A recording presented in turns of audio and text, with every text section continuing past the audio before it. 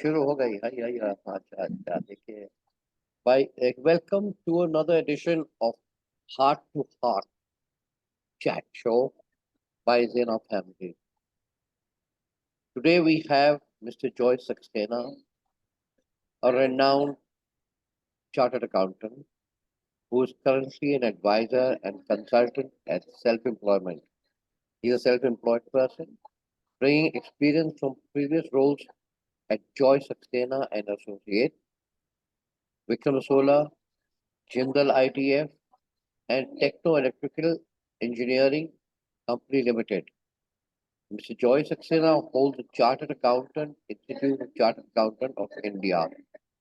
He has a robust skill that includes mergers and acquisitions, finance, corporate finance, business planning, analysis, and more. Joy Saxena contributes valuable insights to the industry. Joy Saxena with you, and Joy Saxena is also has a hidden talent, which is singing. In due course of time, he might hum a few bars to keep us entertained. Welcome, Mr. Joy Saxena, to the show, Heart to Heart. Thank you, Mr. Ali. Thank you, Mr. Ali, to have me in the show. Please start. Yeah, Mr. Ali, so from intro point of view, you have given a brief intro. Thank you very much. But I am having a little more background to tell that other than these organizations which you talked about, I have been the ex-CFO of DLF, India's biggest real estate company. And when the IPO came of the company, which was biggest in the Indian market at that time, I was the CFO. I also headed the Jindal Group in Jindal as a group president and whole-time director, controlling 6 businesses for Jindal Group. And then Vedanta, which is very well known for metal manufacturing, metal and mining and non-ferrous metals, aluminum, zinc. So I was the CFO for Hindustan Zinc and Madras Aluminum Company also. So my professional expertise has been into, of course, from various valuation, acquisition, financial, being a CFO, controlling the accounts, finance, taxation. These are the normal things which every CA would be doing. But beyond that, I have been very good in going abroad, close to 70, 80 countries I have traveled professionally and acquiring various businesses or doing joint venture deals for my group wherever I work. And that gives me a lot of impetus to understand about the global scenario, Indian businesses to be taken outside or outside overseas business to be brought into the country. So that gives me a lot of satisfaction once I interact with these agencies and companies and then successfully do the deals. And after attaining all those my professional achievement, I would like to take you a little back. When I started my career, I was playing cricket from Allahabad University, bidded for the Ranji Trophy also. Then I was triple count champion of Allahabad University in table tennis, badminton and chess also I played at a college level. So being an active sports person, having a lot of, understanding and sense, love for the music. I play instruments also. And my daughters also have been on a very top level of singing. They are in San Jose in America. Both of them are having their own bands. They also enjoy music. I was doing my medicals before that, left MBBS, then joined my CA, ICW and management I did. And then 35 years I, headed the big companies of the country and multinational also I worked. So there has been 35 years of very good professional journey after my sports and medical tenure. मेरे बारे में थोड़ा सा ये भी मुझे लगता है कि मैं बहुत ही सॉफ्ट हार्टेड हूँ and things which is very close to me is being a good human being. मैंने शायद लाइफ में किसी को डिच नहीं किया.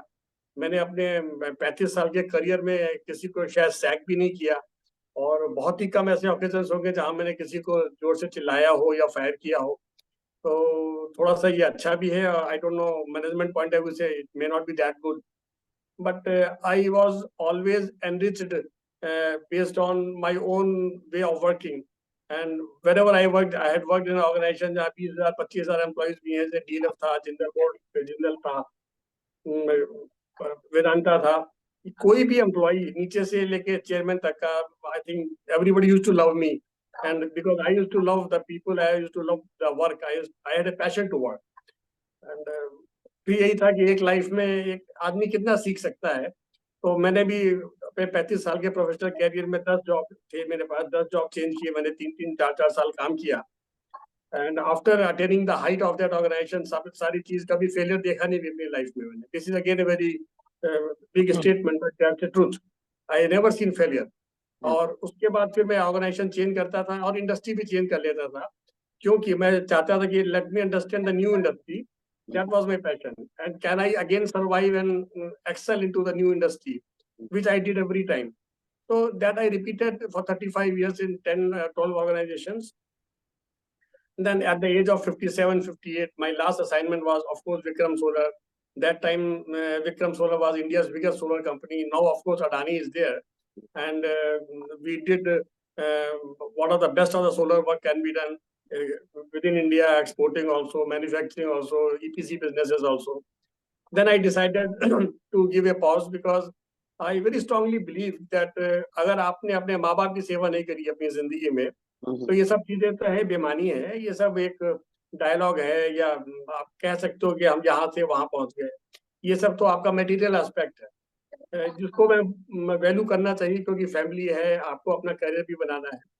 लेकिन beyond that I think my parents were very aged, then I decided to quit because I wanted to do सेवा for my parents. तो मैं घर पे नोएडा में शिफ्ट हो गया from Calcutta. Last assignment Calcutta में था, और लास्ट के 2-3 साल हमने माँ बाप की, मैंने मेरी वाइफ ने मिलके हालात बहुत सेवा करी जितना कर सकते थे। उनके जाने के बाद ऑफ कोर्स एक मेरी मौसी हैं, मदर से बड़ी हैं, उनके कोई इशू नहीं है, मैं ही उनका बेटा हूँ, मैं उनको साथ में है मेरे, वो तो उनका आशीर्वाद है मेरे पास।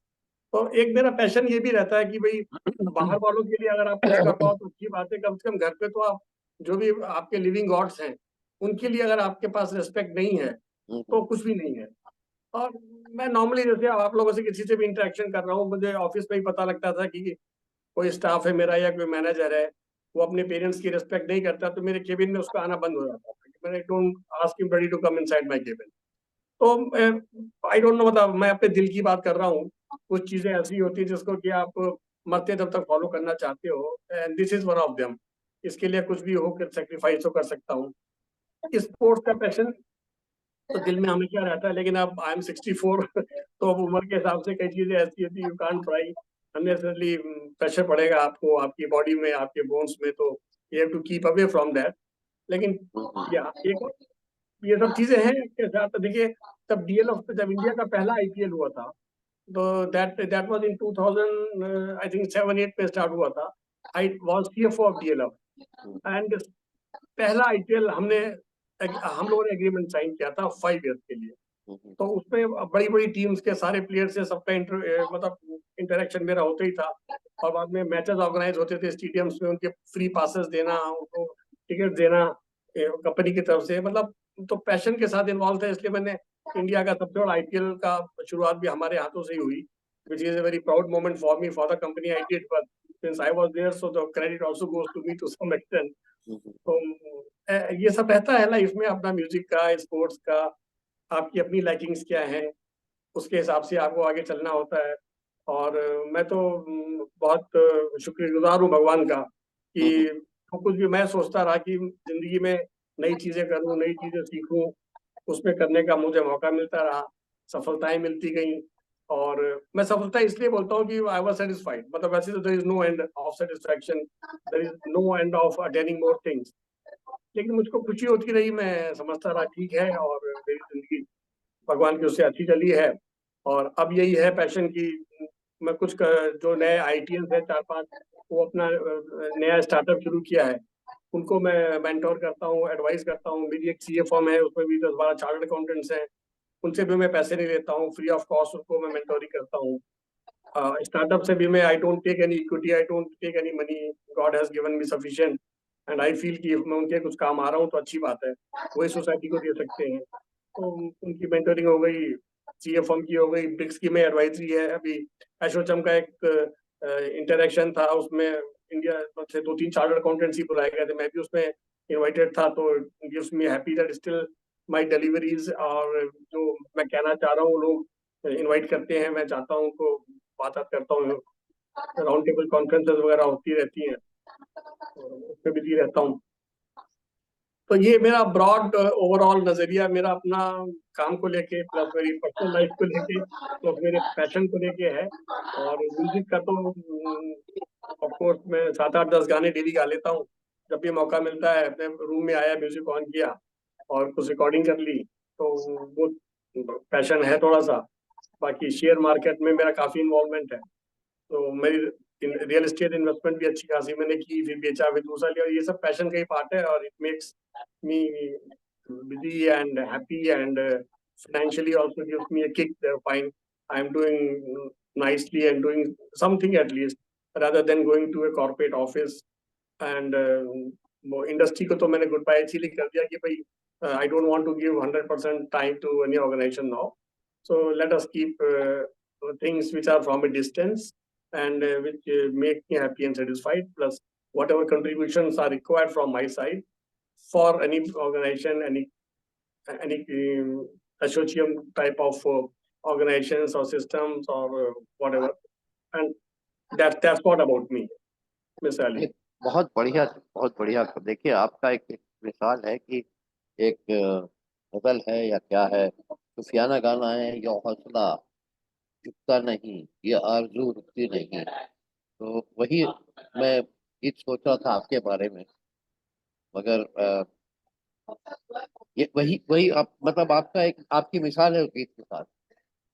आपने सुना वो, कौन सा सर? ये हौसला झुकता नहीं, ये आरज़ू रुकती नहीं। हाँ, सुना सर. हाँ, ये उस फिल्म का है, डोर का। जी जी. तो भाई वही आपके यहाँ बहुत फिट आता है। हाँ, क्योंकि आपने इतना किया और अपना हौसला कभी आपने बुलंद रखा है, चाहे जैसे भी हालात हो, जैसे भी सर्कमस्टेंसेस हो, आपने हमेशा पॉजिटिव सोचा है और अच्छा ही सोचा है। देखिए अब माँ बाप की सेवा करना आसान काम नहीं है। हर एक नहीं, और मैं एक मैं बहुत सम, बड़ी मैं समझता हूँ अली भाई, हाँ माँ बाप की सेवा करना सबसे आसान काम, हाँ हाँ। सबसे आसान, नहीं, सबसे आसान. हम बता रहे वो तो आसान है, मगर कई लोग समझते नहीं हैं।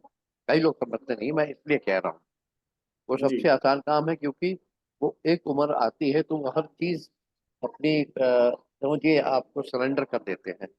उनको सिर्फ एक चीज चाहिए, प्यार, मोहब्बत, ठीक केयर। बात. हाँ, और उनसे आप ये इसलिए मैं कह रहा हूँ क्योंकि हम लोग जवान होते हैं, हम लोग में थोड़ा सा इम्पेशंस रहता है, हम लोग में थोड़ी सी एजिलिटी रहती है जो उनमें नहीं रहती है। ये मैं अपने पर्सनल एक्सपीरियंस से कह रहा हूँ सर।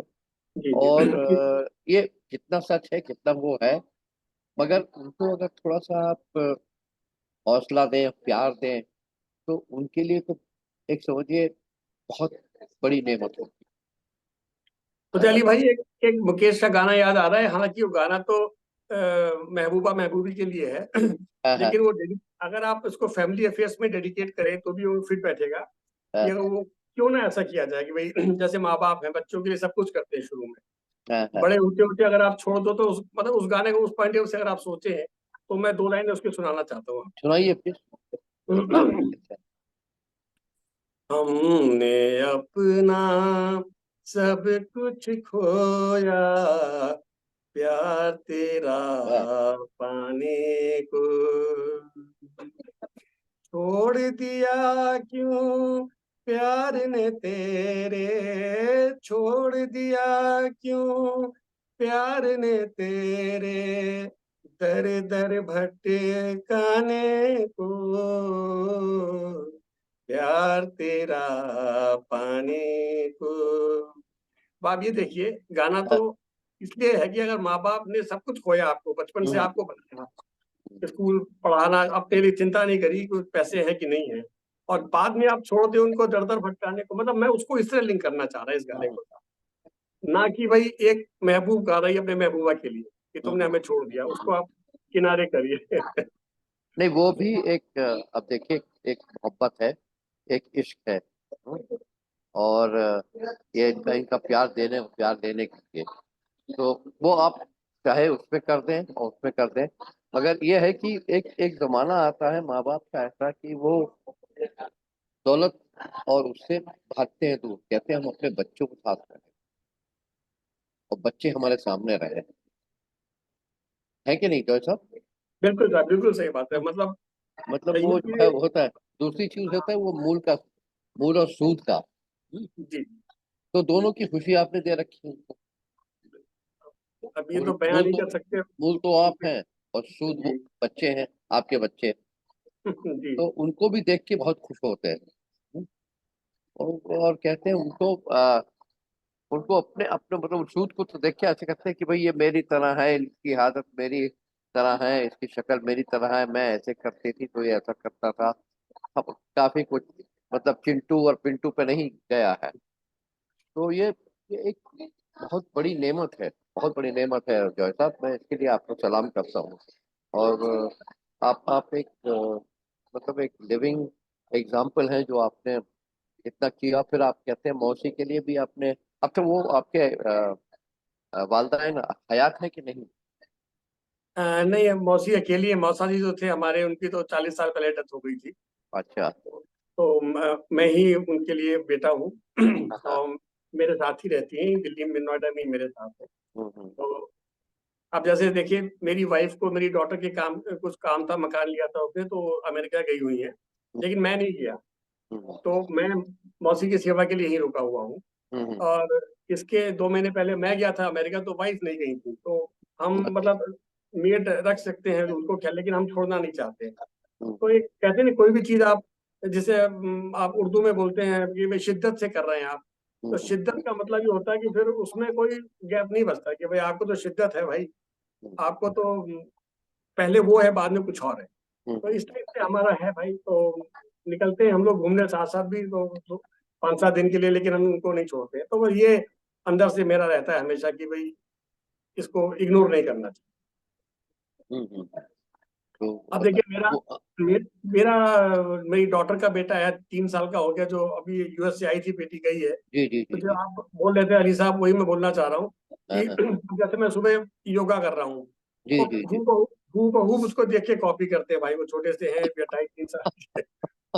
मैं मैं आंखें बंद करके बैठता हूँ, तो वो भी अपने आंखें बंद करके गाना, हम भी ध्यान कर रहे हैं। हाँ तो हाँ। हूबहू सेम एक्टिंग, मतलब तो ये बच्चे भी सही में, अपना खून होता है तो रिफ्लेक्ट हो जाता है, नहीं वैसे ही देखिए वो करते मूल मूल मूल आपका आपको खुशी दे रहा है। हैं। बिल्कुल जी, बिल्कुल। बिल्कुल। और ये तो नाना है। और उधर हाँ दादा दादा कहाँ पे, यहीं पे पास पास है? हाँ, दादा भी लखनऊ में है। लखनऊ में फिर वो मतलब जो देखिए, जो नाना नाना की मोहब्बत और नानी की मोहब्बत होती है, घर का खाना होता है नाने नानी का, वो दादा दादी में नहीं होता है। ये हम आपको तजुर्बे से कह रहे हैं। अब तो अली हाँ भाई, हम तो नाना भी हैं, दादा भी हैं, क्योंकि हमारे 2 बेटियां ही हैं, बेटियों के हाँ बच्चे होंगे। हाँ हाँ हाँ हाँ बेटे देखिए वो भी गृह लक्ष्मी है, ऐसा मत कहिए। बेटियों हाँ, बेटियों वही कोई मतलब, बुराई नहीं। तो हमारे तो बेटे हैं वो। हाँ, वो बेटे भी हैं और आपकी आपकी ताकत भी है। बहुत समझिए बड़ी कि ताकत है सर, दुर्गा बहुत बड़ी, मतलब। सरस्वती और लक्ष्मी हाँ, यही है। मैं कहने ही वाला था, एक सरस्वती एक लक्ष्मी हमारी, और दोनों बेटियां हमारी, they are made proud to me every time. They are doing very good professionally, बहुत अच्छी एजुकेशन सबने ली है, बहुत अच्छा काम कर रही हैं। एंड एक फादर के लिए इससे बड़ा और क्या प्राउड मोमेंट। तो आपके दामाद भी यूएसए में है? हाँ, दामाद भी वहीं पे हैं, तीनों हमारे सैन होजे में है, टेक्नोलॉजी में, सिलिकॉन वैली में। अच्छा। और तीनों बच्चे, मतलब दामाद भी और दोनों बेटियां अपने अपने हुनर में मास्टर हैं, और they are doing very very good. बहुत बहुत मुबारक हो साहब, बहुत अच्छी आपकी माशाल्लाह फैमिली है। और कहते हैं हम यही जी चाहते हैं कि सब खुश रहें और अच्छे अच्छी सेहत रहे सबकी, बहुत आजकल ज़रूरी है। अच्छा एक चीज़ और आपसे पूछनी थी जॉय साहब, ये जो है आपने जो आपने रिन्यूएबल एनर्जी के साथ आपने जो एक इश्क चालू किया था, जी।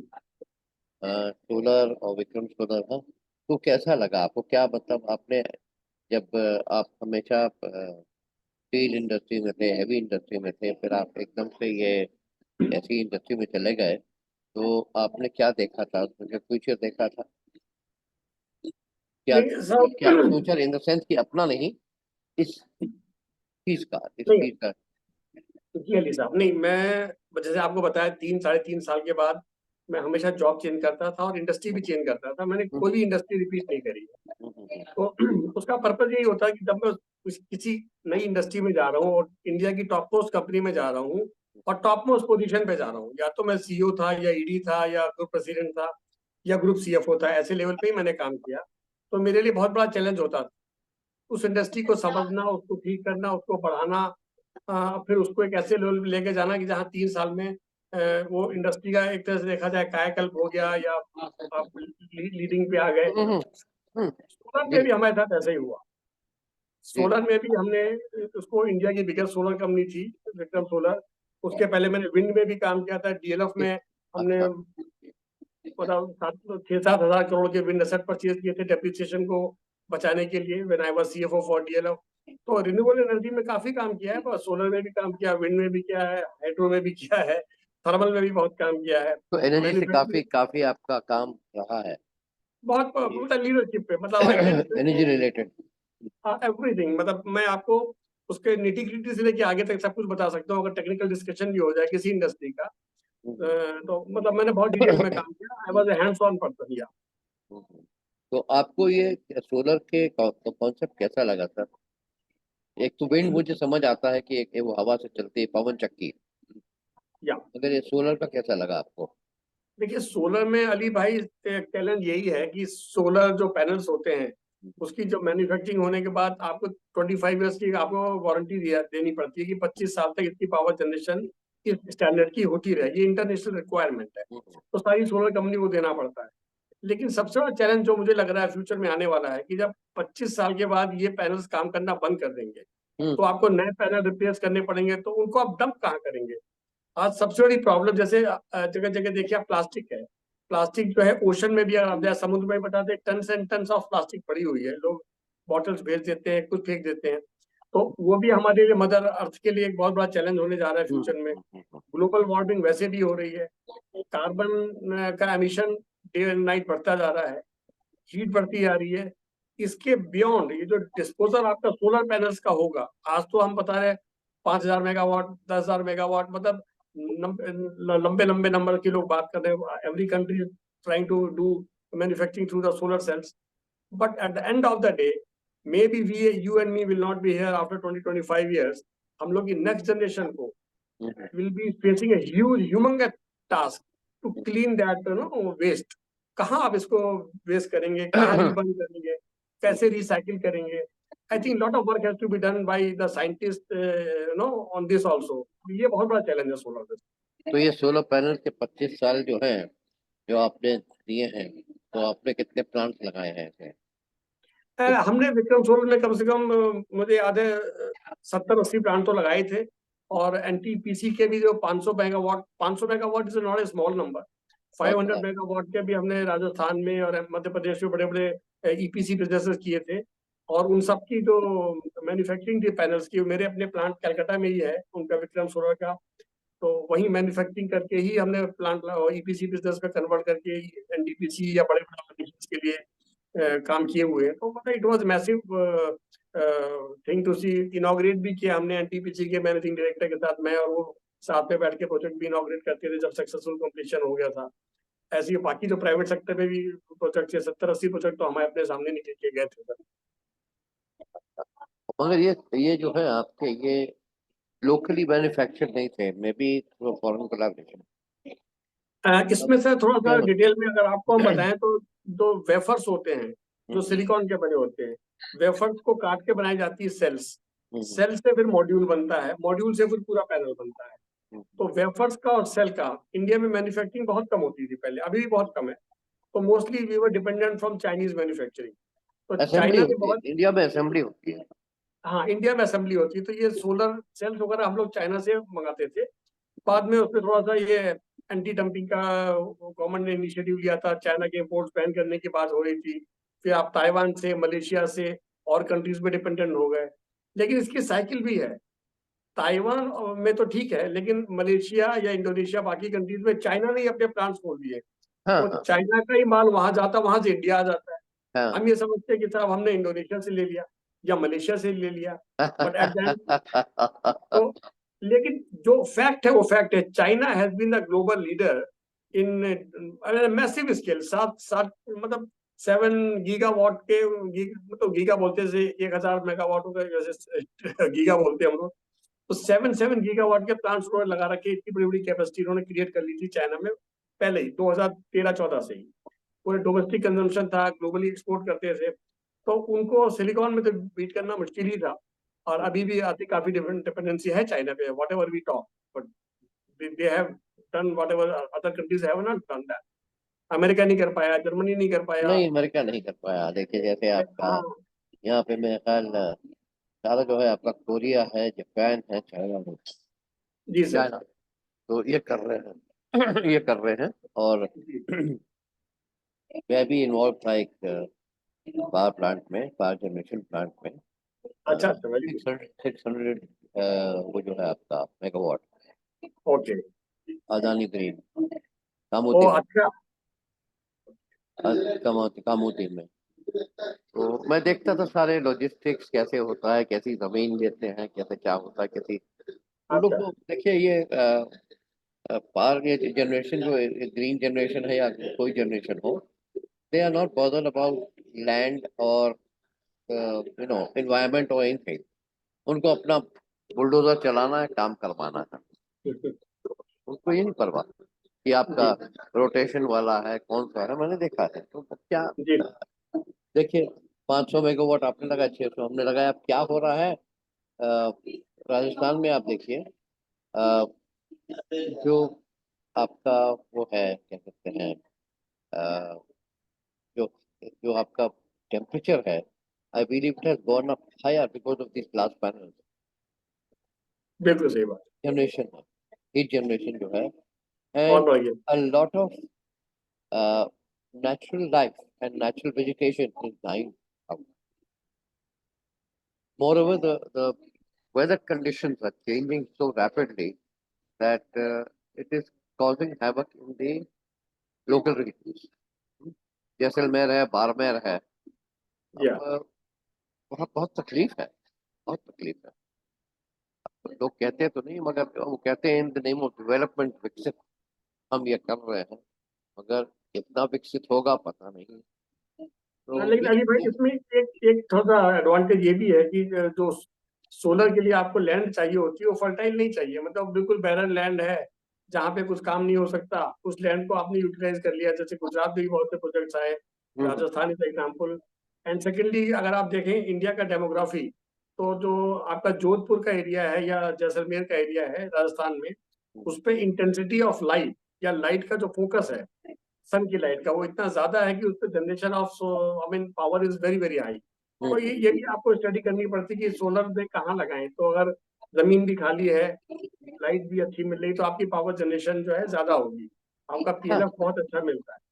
लेकिन हैविंग सेड दैट, जो आपके पॉइंट है उसके साथ कुछ कॉन्स भी हैं, प्रॉस भी हैं। तो अल्टीमेटली सोसाइटी को भी ग्रो करना है, पावर जनरेट भी करनी है, और फ्री में आपको बिना फ्यूल से जनरेट करनी है, तो there are good options. But मेरे को लगता है 25 साल के बाद के जो चैलेंज आते हैं, जब रिप्लेस करनी पड़ेंगी सेल्स या वो जो देखिए मॉड्यूल्स, वहां पे एक चैलेंज बड़ा कॉस्ट है। वाइज कैसा होता है जॉय भाई, cost wise.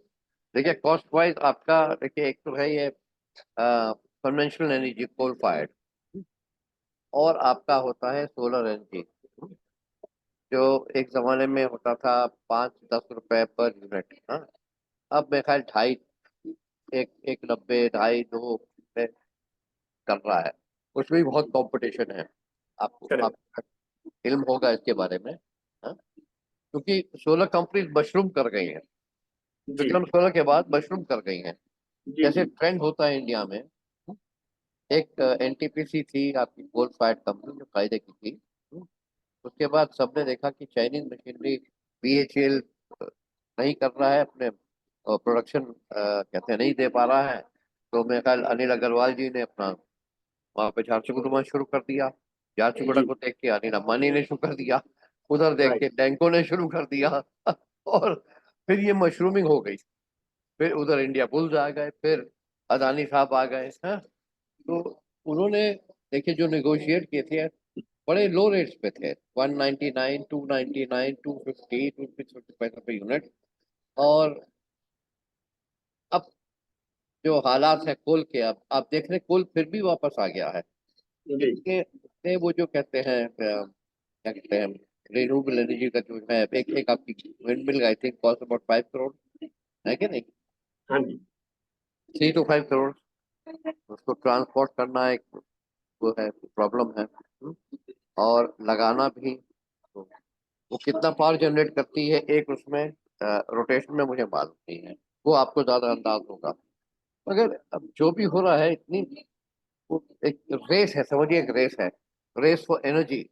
But energy, where the energy going, तो क्या रेवेन्यू आ रहा है, ये मुझे अंदाज नहीं, आपको ज्यादा अंदाज होगा। पैसा आ नहीं रहा है।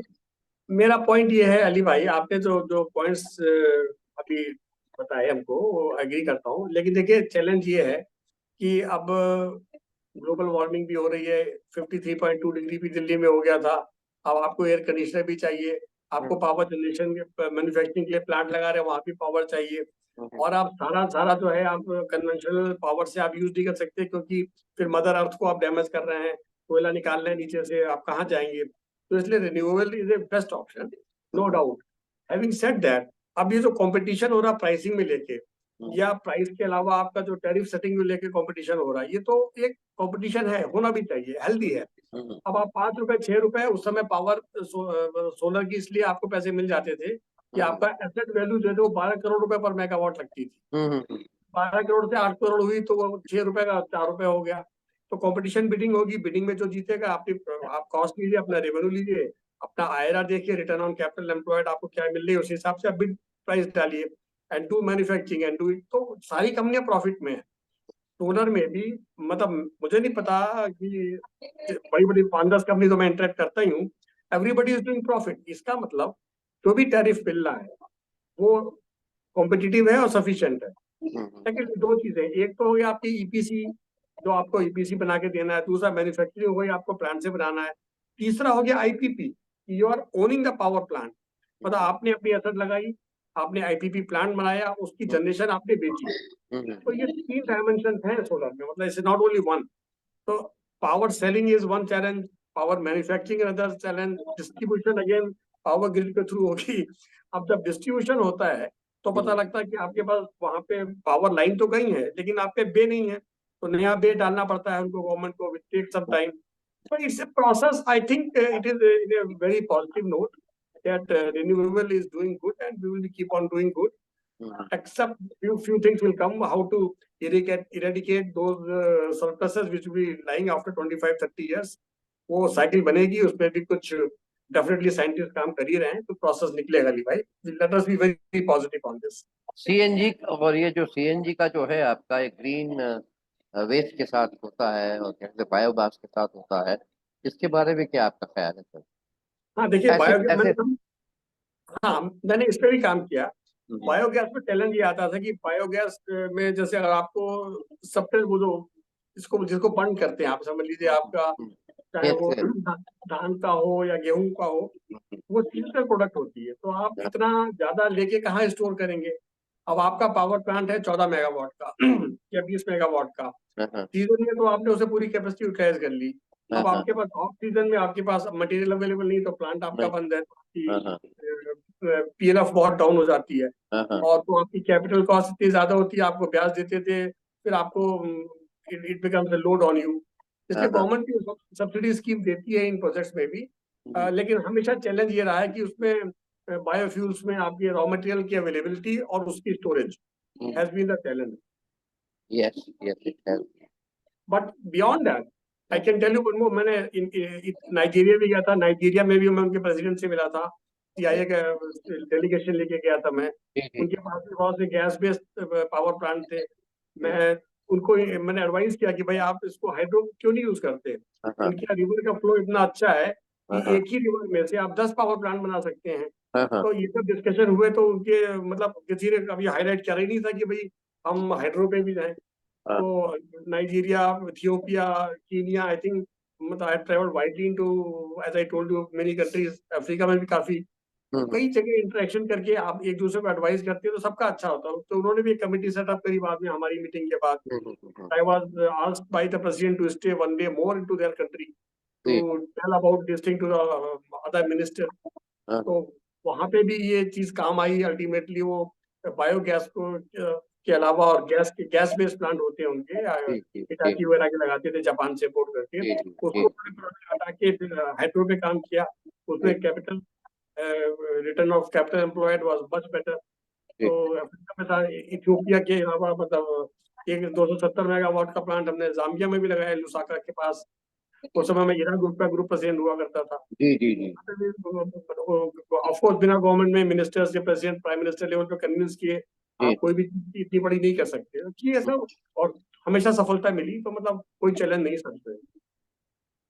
मगर आपको सबसे बेहतरीन ऑर्गेनाइजेशन जो है, मतलब इंडिया में कौन सा लगा जहाँ पे आपका रिन्यूएबल एनर्जी सक्सेस रहा हो और मतलब उसको काबिल तारीफ लायक हो, और जो आप बाहर जाते थे मतलब तो वहाँ पे कौन सा लगा आपको, यही पूछना चाहता हूँ।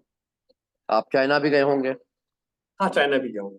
तो चाइना में कोई अच्छा, कोई आपको बहुत बेहतरीन प्लांट दिखाई दिया जो आप मतलब हाँ, कि आप बयान चाइना कर। में चाइना में 7-8 बड़ी बड़ी कंपनियां हैं, और मतलब 5-6 कंपनी को तो मैंने भी विजिट किया था।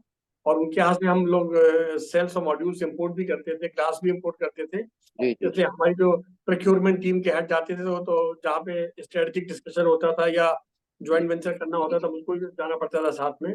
तो मैं चाइना में तो सबसे इम्पोर्टेंट चीज ये है भाई कि उनके यहाँ एक तो कॉस्ट ऑफ कैपिटल बहुत लो है। जैसे हम लोग के यहाँ 10-12% ब्याज होता था, उनके यहाँ 2-3-4% में काम हो जाता था।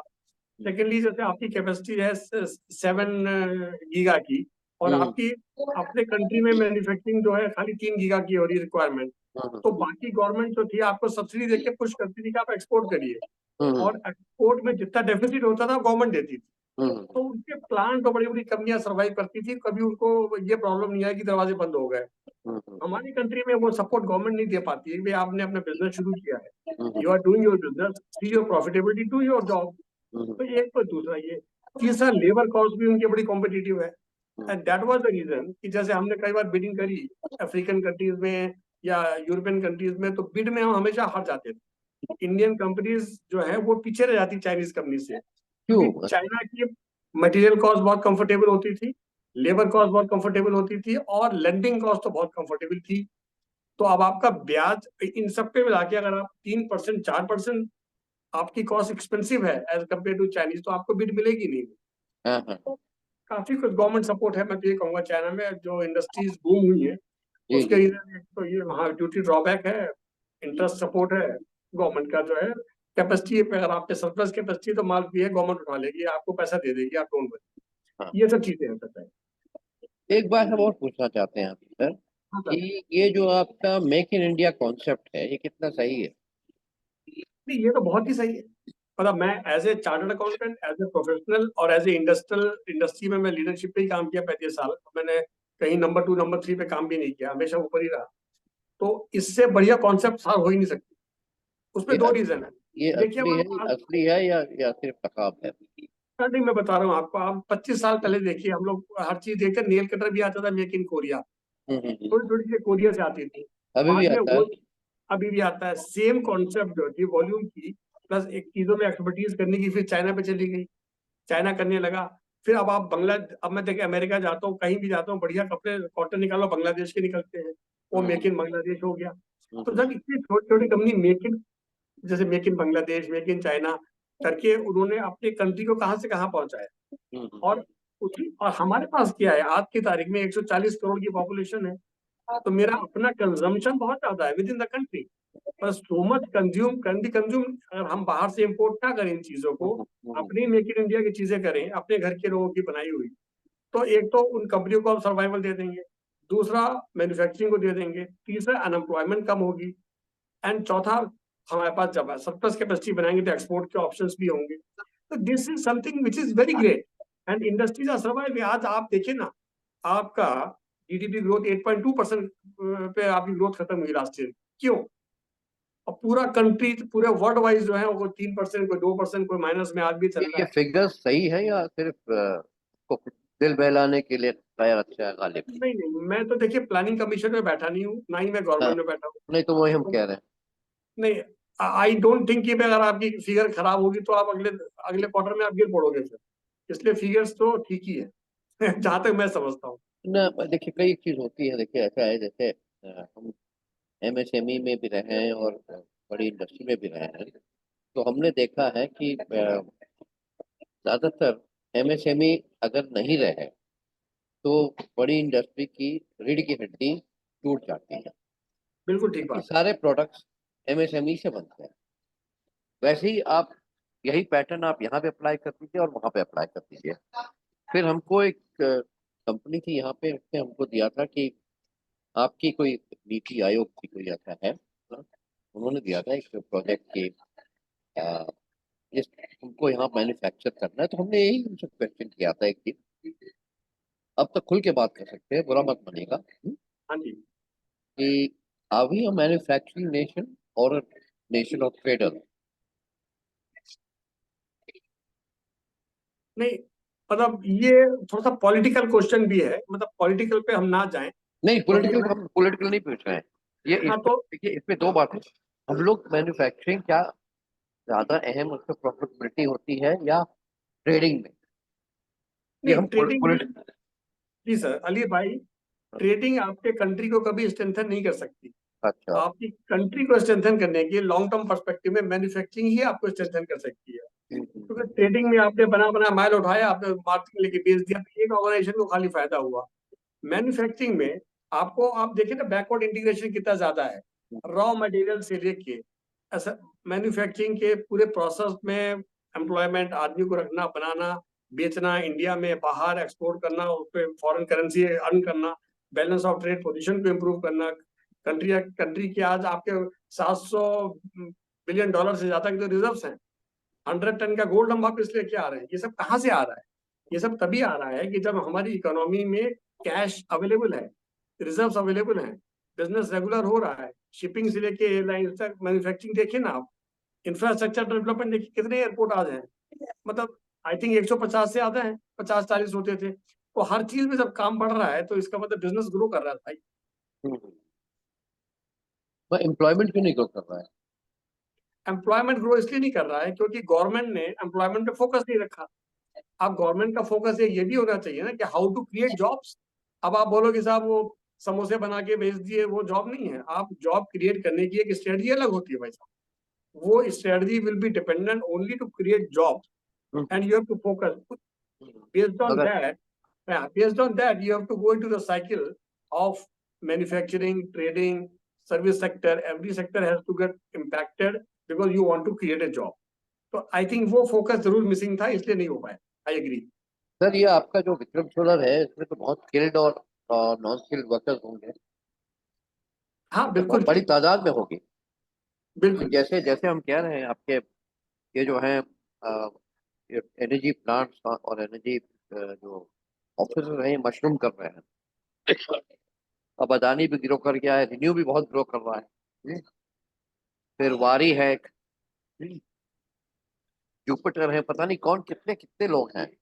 तो ये can they not help in employment? No, everybody is employ.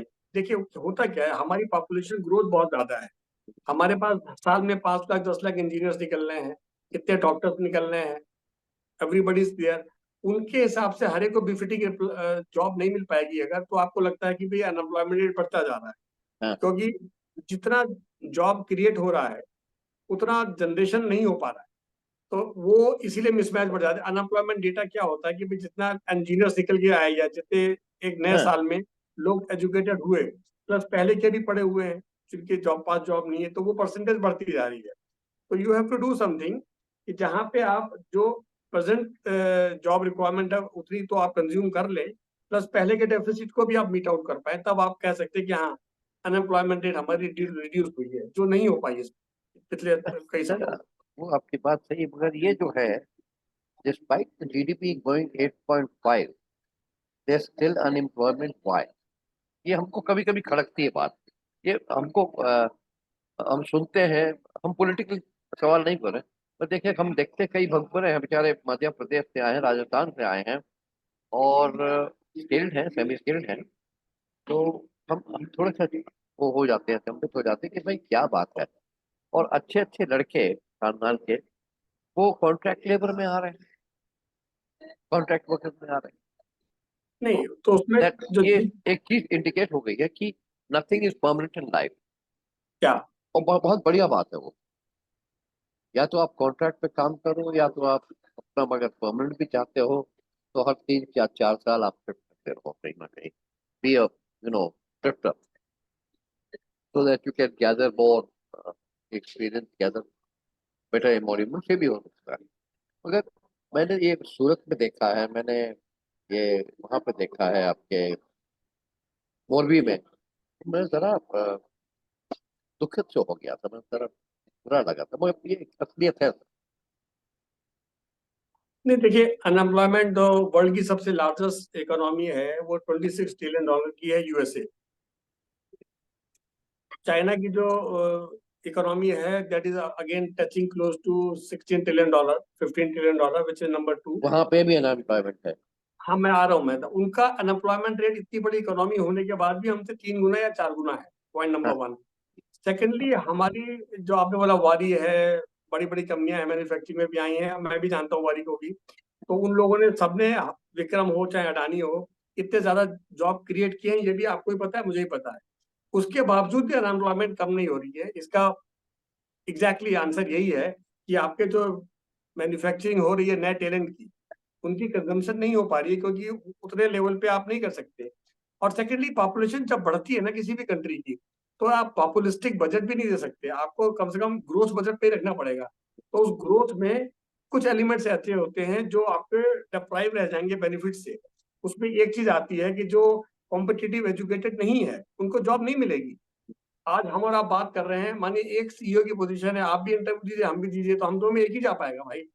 अगर हम ज्यादा कॉम्पिटिटिव हम ही जा पाएंगे, आप हैं तो आप ही जा पाएंगे। तो दिस इज द सिनेरियो। आप देखिए अमेरिका में भी 10,000 employees were sacked with in 1 day by Google, hmm 11,000 were done by Meta. तो हम्म हर इंडस्ट्री, हर कंपनी, हर कंट्री अपने प्रॉफिटेबिलिटी के बियॉन्ड किसी को ढो नहीं सकता। तो नहीं। अल्टीमेटली अनएम्प्लॉयमेंट होगी होगी शायद। ये कॉम्पिटिटिव सिनेरियो है। नहीं, वन वो हैज तो टू बी। सैकिंग की बात एक है, मगर जिनको नौकरी नहीं मिली तो वो तो अब सैक नहीं हुए ना। नौकरी कैसे मिल सैकिंग। जाएगी? आप ये बताइए सर, कोई भी ऑर्गेनाइजेशन से आप पढ़ के निकलते हैं, तो ये गवर्नमेंट हो या प्राइवेट सेक्टर, आपको गारंटी नहीं देता कि हम आपको एम्प्लॉयड कर ही लेंगे।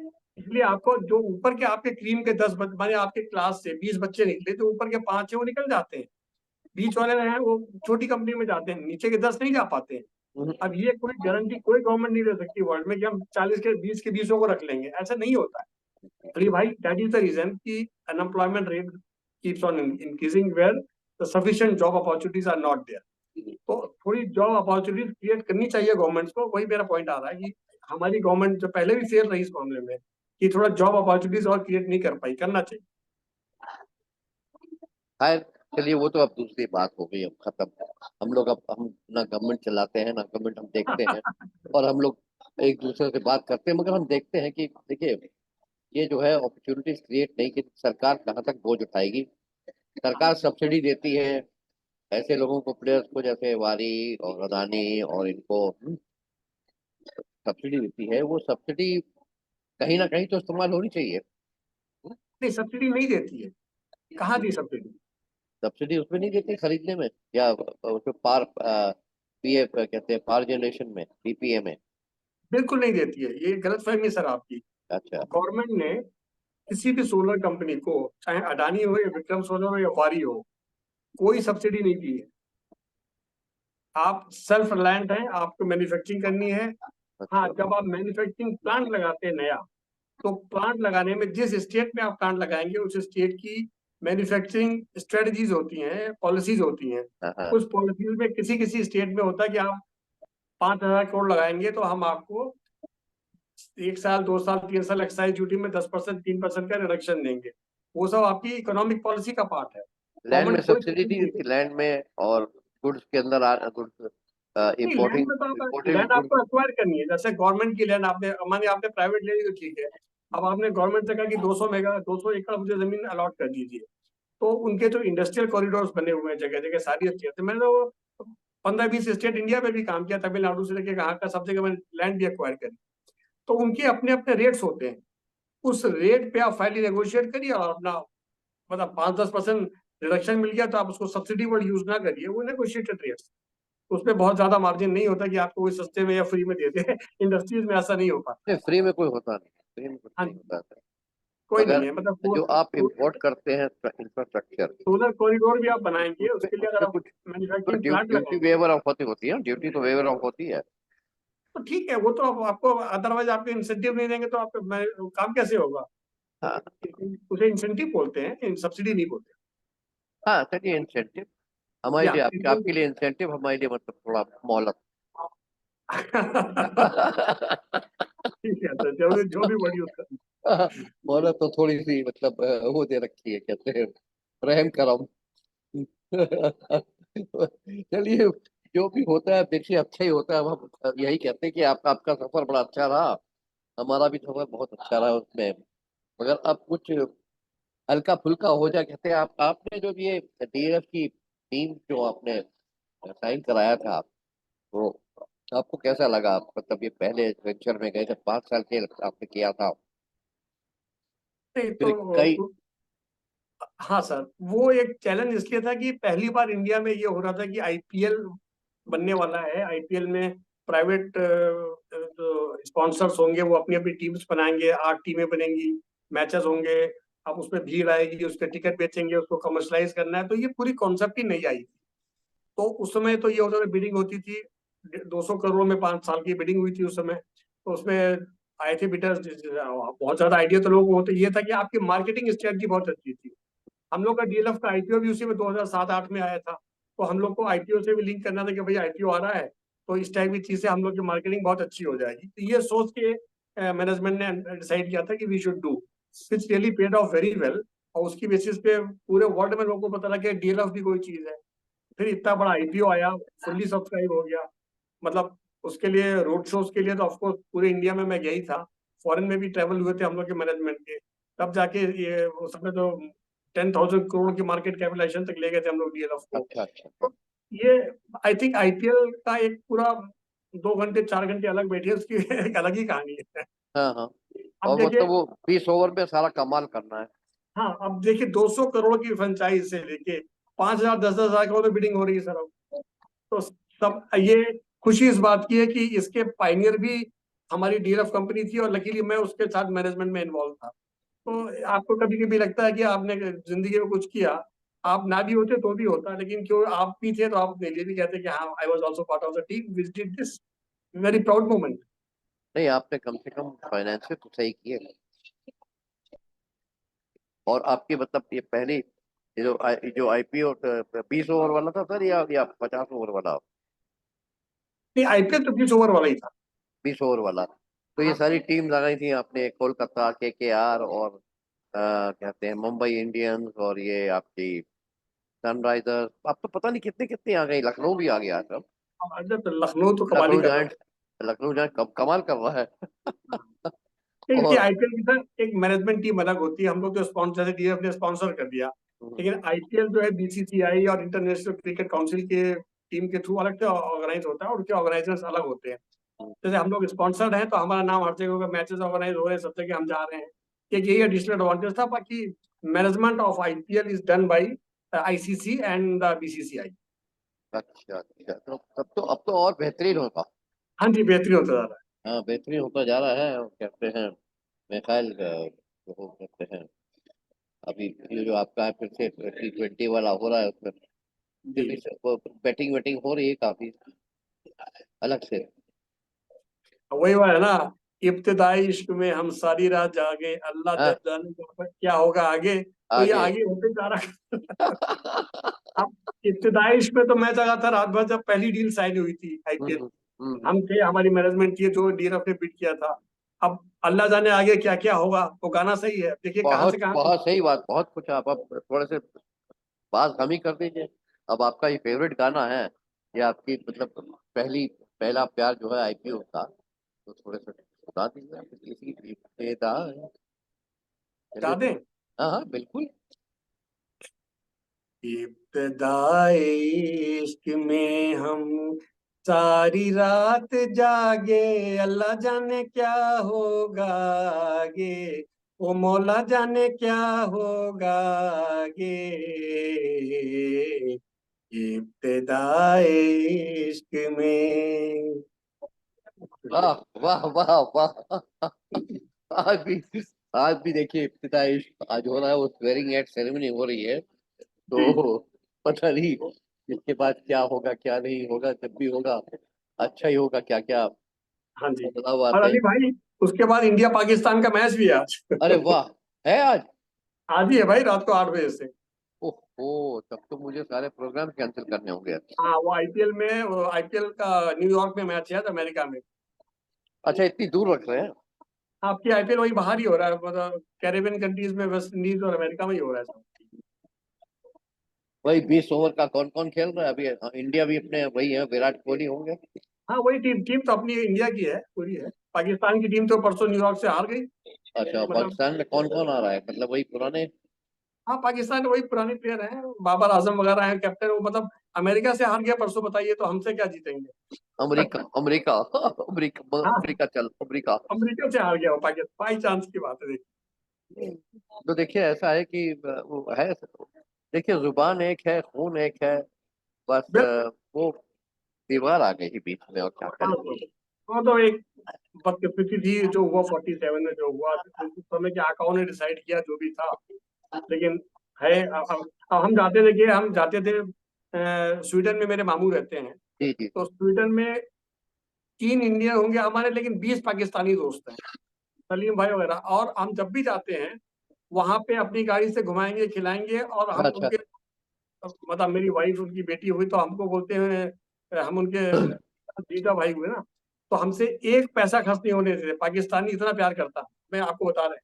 और यहाँ पे है, यहाँ पे आके दुश्मनी। इंडिया पाकिस्तान, मैं उन्हीं के घर में रुकता हूँ जाके, मैं ओस्लो गया, नॉर्वे गया, डेनमार्क। हाँ हाँ हाँ। बहुत पाकिस्तानी दोस्त हैं, अपने पुराने रिलेशन चले आ रहे हैं सबसे। ये इंडिया में और पाकिस्तान में जाएंगे तो ज्यादा खींचा लेते रहो, वहां बाहर की कंट्रियों में कुछ भी नहीं है। बाहर में कहते हैं कुछ अलग अलग इनका वो हो जाता है रुतबा। बिल्कुल। बड़े प्यार से मिलते हैं, बड़े उससे, मतलब पूछिए मत। है कुछ कुछ है, देखिए कुछ है, दुबई में भी बहुत अलग रुतबा है इनका। दुबई, सऊदी दुबई में। जाके कहीं भी देख लीजिए आप, ना कहीं भी सिर्फ देख यहाँ लीजिए। यहाँ जब हम लोग के बॉर्डर के आसपास खड़े होते हैं तो सारी हाँ, दुश्मनी दिखा देते हैं। हाँ।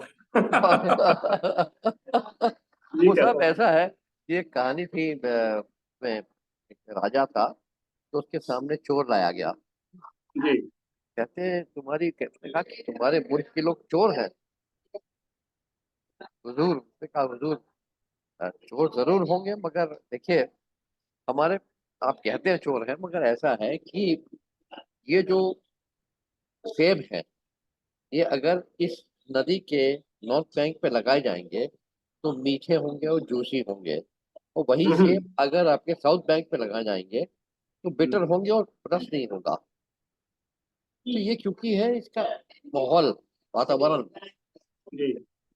वैसे भी हमारे देश में ऐसा ही है कि जैसे हम लोग आते हैं, आपके यहाँ आते हैं, तो हम लोग पेशे पेशे पेशावर चोर नहीं है, तो जब आते हैं तो शायद चोरी शुरू कर देते हैं। सही बात है।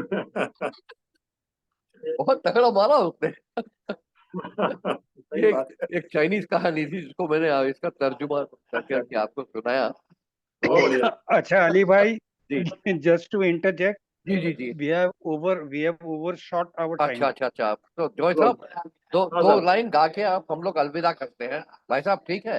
हाँ, अगर इजाजत हो। अब तो जॉय भाई, दो लाइन गा दीजिए, फिर हम लोग। बहुत बहुत शुक्रिया आपका, बहुत अच्छा लगा आपसे मिलकर, और इतनी मोहब्बत दी, इतना आपने प्यार दिया, और मैं कहता, और इतना आपने टेंशन दिया, जो हम आपसे बहुत आभारी हैं। प्लीज, आप और जाते आते उम्मीद दो है लाइन कि आप, हम दो फिर लाइन से मुकेश की जरूर फरमाइश पे मिलेंगे हो। जॉय भाई। हाँ, हाँ।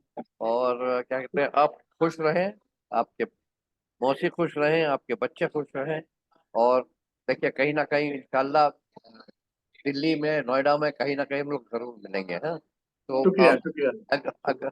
और आप, एक चीज है, व्यूअर्स जो होते हैं, इस इस प्रोग्राम को जरूर सपोर्ट करें, सब्सक्राइब करें, कमेंट करें, लाइक करें, Sure, और करेंगे। ताकि ये आपका हौसला जो है हम लोग को और बुलंदी देगा।